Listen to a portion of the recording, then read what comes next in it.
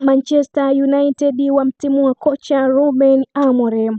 Manchester United wamemtimua kocha wao mkuu Ruben Amorim baada ya miezi 14 pekee kazini, kufuatia mvutano uliokuwepo kati yake na viongozi wa klabu pamoja na kile kilichoelezwa kuwa ukosefu wa maendeleo ya kutosha ya timu msimu huu.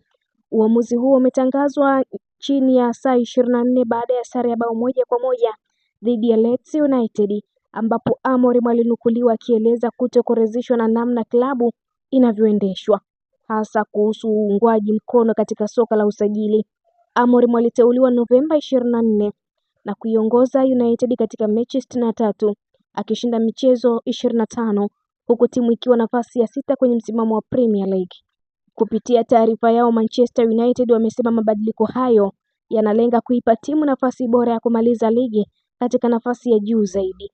Klabu imemshukuru Amorim kwa mchango wake na kumtakia mafanikio mema katika maisha yake ya baadaye. Kocha wa muda Darren Fletcher amepewa jukumu la kuinua timu hiyo kuelekea kwenye mchezo wa ligi kuu England dhidi ya Burnley. Fletcher ni kocha wa kikosi cha chini ya miaka 18 cha klabu hiyo na mchezaji wa zamani wa Manchester United aliyewahi kutoa mataji 5 ya Premier League na ligi ya mabingwa Ulaya msimu 2007-2008. Taarifa hizi zimesambaa kwa kasi zikimhusu kocha Ruben Amorim na hatima yake ndani ya klabu ya Manchester United.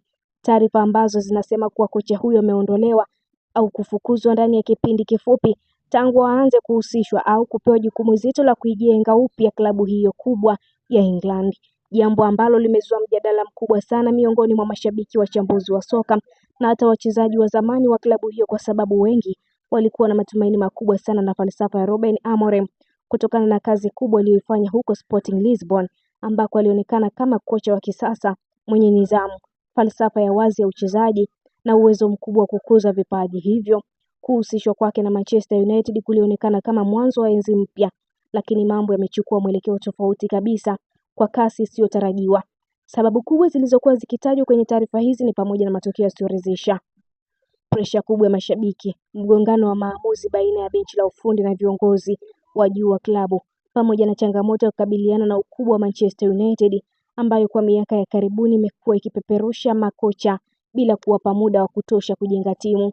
Inaelezwa kuwa Amorim alikumbana na mazingira magumu sana ya vyumba vya kubadilishia nguo, ambako kulikuwa na wachezaji wenye majina makubwa, mishahara mikubwa na matarajio makubwa, huku kiwango uwanjani kikiwa hakiridhishi, jambo lilopelekea kuanza kuibua migogoro ya kimya kimya. Baadhi ya vyanzo vinasema kulikuwa na sintofahamu juu ya mfumo wa uchezaji wa mabeki watatu ambao Amorim aliupenda sana, lakini haukuweza kufanya kazi haraka kwenye ligi ngumu kama EPL, ambapo Manchester United ilikuwa ikipoteza pointi muhimu dhidi ya timu ndogo, jambo lililowafanya mashabiki kupoteza uvumilivu mapema sana. Pia kuna taarifa kuwa uongozi wa klabu haukuwa tayari kumpa Amorim uhuru kamili kwenye usajili na maamuzi ya kiufundi, tofauti na alivyokuwa Sporting Lisbon, jambo lililomfanya ashindwe kutekeleza falsafa yake kwa 100%. Hali hiyo ilipelekea mchezo wa timu kukosa mwelekeo, presha kuongezeka. Kila wiki vyombo vya habari vya England vikaanza kumshambulia, mashabiki mitandaoni wakaanza kampeni za kumtaka aondoke, na hatimaye taarifa zikasema uongozi wa klabu lazimika kukaa chini, kufanya tathmini ya haraka na kuchukua maamuzi mazito kwa kile walichodai ni maslahi ya klabu. Kitendo hiki kimezua maswali mengi sana, kwa sababu kinaendeleza taswira ya Manchester United kama klabu isiyo na subira kwa makocha wake, ambapo tangu kuondoka kwa Sir Alex Ferguson hakuna kocha aliyedumu kwa mafanikio ya muda mrefu. Wachambuzi wengi wanasema Ruben Amorim anaweza kuwa sio tatizo, bali mfumo mzima wa klabu ndio changamoto, kuanzia juu kabisa hadi chini. Wengine wanaamini huenda Amorim alikubali changamoto kubwa kuliko uwezo wa mazingira aliyoyakuta. Jambo la kufukuzwa kwake, kama kweli limetokea au nini, jambo la kufukuzwa kwake linatajwa kuwa pigo kubwa kwa kocha huyo, lakini pia linaweza kuwa funzo kubwa kwake na klabu kubwa zingine kuhusu umuhimu wa mipango ya muda mrefu badala ya maamuzi ya papara. Mashabiki wengine wa Manchester United wamegawanyika, ambapo kundi moja linasema kuondolewa kwake ni sahihi kwa sababu matokeo hayakuwa mazuri, wakati kundi jingine linasema klabu inajiharibia kwa kushindwa kuwapa makocha muda wa kujenga timu. Kwa upande wa Ruben Amorim mwenyewe, licha ya ukimya wake kwenye vyombo vya habari, inaelezwa kuwa bado anaheshimika sana barani Ulaya na huenda akapata klabu nyingine haraka sana, kwa sababu rekodi yake ya awali bado ni nzuri na umri wake bado ni mdogo kwenye ukocha. Swali kubwa linalobaki kwa sasa ni je, Manchester United itaelekea wapi baada ya sakata hili? Je, watamleta kocha gani mwingine? Na je, tatizo la kweli ni makocha au mfumo mzima wa klabu?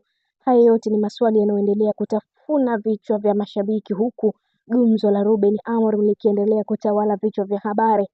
Na mtazamaji wetu, endelea kutufuatilia chaneli hii ya Nile TV kwa uchambuzi zaidi wa soka la kimataifa.